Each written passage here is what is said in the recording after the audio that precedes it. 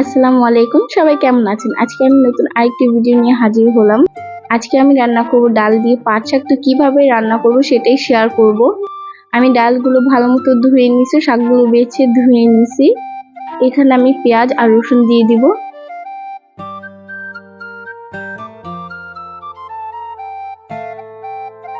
রসুন আর পেঁয়াজগুলো কালার হয়ে আসলে এখানে আমি ডাল, লবণ, হলুদ, কাঁচামরিচ দিয়ে দিব।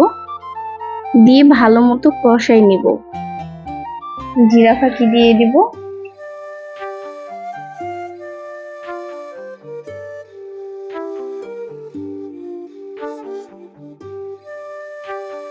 ভালো মতো কষানো হয়ে গেলে এখানে আমি পরিমাণ মতো গরম পানি দিয়ে দিব।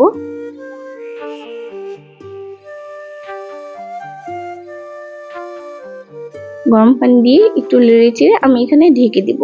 কিছুক্ষণ পর ডালটা একটু ফুটে আসলে এখানে আমি শাকগুলো দিয়ে দিব।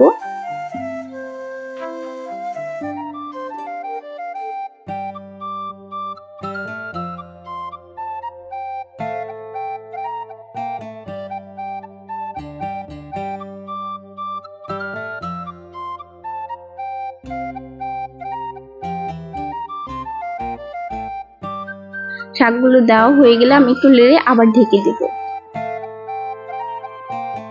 আমি একটু মাখা মাখা রাখবো। এখানে আমার রান্না হয়ে গেছে। আজকে আমার ভিডিওটা আপনাদের কাছে কেমন লাগছে অবশ্যই জানাবেন। ডাল দিয়ে এভাবে পাট শাক রান্না করলে আমি 1 প্লেট ভাত খেয়ে নিতে পারি। আমাদের ভিডিওটা আপনাদের কাছে কেমন লাগছে অবশ্যই জানাবেন।